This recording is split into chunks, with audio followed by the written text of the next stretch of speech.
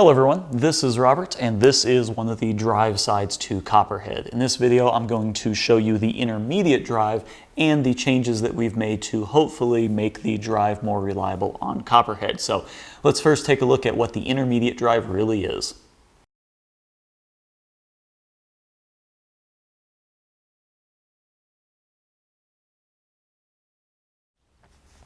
So most brushless DC motors spin a little bit too fast for our purposes, so we need to slow them down. And in Copperhead, we do that with a two-stage chain reduction. We have a small sprocket attached to the motor that goes to a large sprocket that goes through the frame into a smaller sprocket and then transferred once again into a larger sprocket. This gives us an ultimate, I think, 17.5 to 1 reduction, meaning that for every 17.5 revolutions of this motor, we only get 1 out on the wheel, and that gives us a good combination of speed and torque. The intermediate section is this one right here. We have the first stage and the second stage, and we're calling this the intermediate drive. It is the sprocket attached to a shaft attached to the other sprocket that goes through the frame rail. So let's take a closer look at these pieces. So here's a closer look at the old intermediate drive setup. We've got a sprocket held very loosely right now in place by a bolt. And on the other side, the whole thing goes through a sleeve in the bottom. And we got the bigger one on the inside of the robot. So if we take this off, just undo this, we can see that we have a keyed sprocket that goes into the keyed shaft.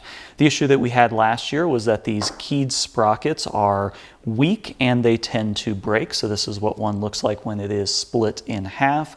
And you can see the keyway makes the material very thin right there. And then there's also a hole for a set screw, which we're not using. And it's split right along those two lines. And you know, once this is split, that is pretty bad.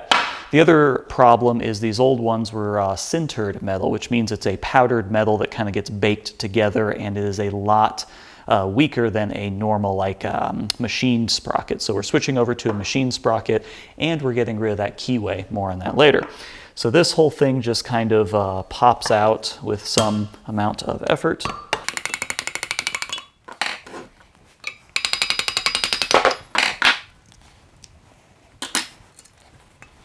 And you can see that inside this sleeve, there is a bearing right there. And then on the other side, there is a bearing right there. And that is what this shaft goes and spins through. The biggest issue that we were seeing is these bearings are probably not of an adequate size to hold the forces that we're talking about here. And the other issue is that with the two of them, you get some alignment issues and they're kind of pressed in there really tight. And so any kind of shock load to this frame can end up cracking these bearings. And this inside one here just barely spins once it's kind of compressed inside the frame. So let's kind of swap these parts out and I'll show you what we're doing for the new version of this. So here we've got the old parts and here we have the new parts.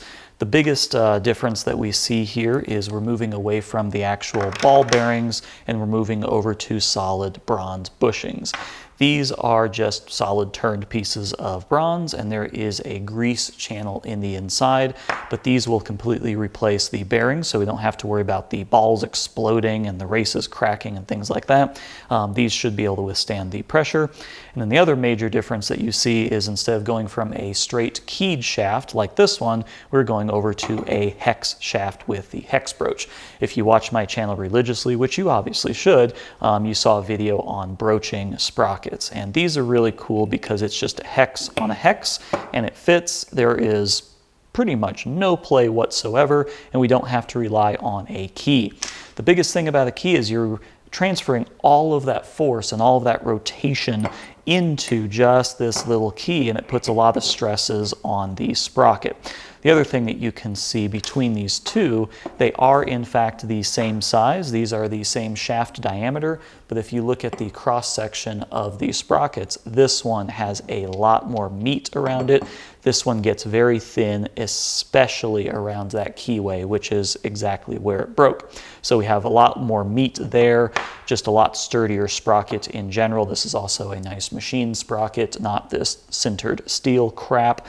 And this one also does not have a set screw hole in it, whereas this one has the set screw and actually 2 set screws plus the keyway, so that is nice and crappy. So yeah, that's pretty much the component side of it. So let's just kind of throw it back together and I'll show you what it looks like when it spins.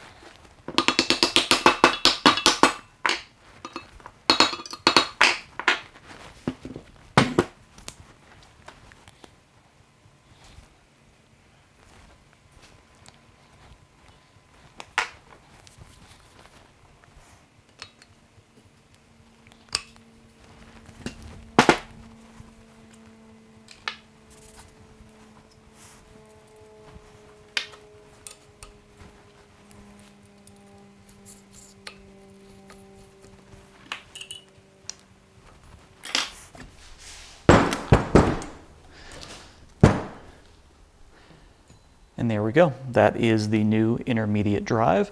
And you can see it spins pretty much the same way that it did with the bearings in there. It's actually a little bit smoother in person, and it's got just the tiniest bit of play. I'm not even sure if that'll show up on camera, but just a little bit of play, and that is for the grease inside the bushings. It can't be a perfect fit or else there's no way for the lubrication to get in there. So yeah, that's what it looks like. And then on the other side, we've got the hex bore on the sprocket. So yeah, it's these little details that win the fights. I know this might not be the most interesting video in the world, but it's these little details that get you through the full 3 minutes. So yeah, hopefully that is interesting.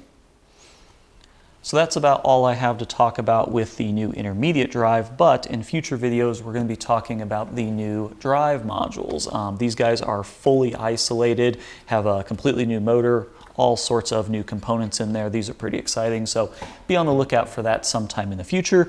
You can always follow my Facebook page or the Copperhead Facebook page for any updates to my channel and Copperhead, and we'll see you in the next video. Thanks for watching.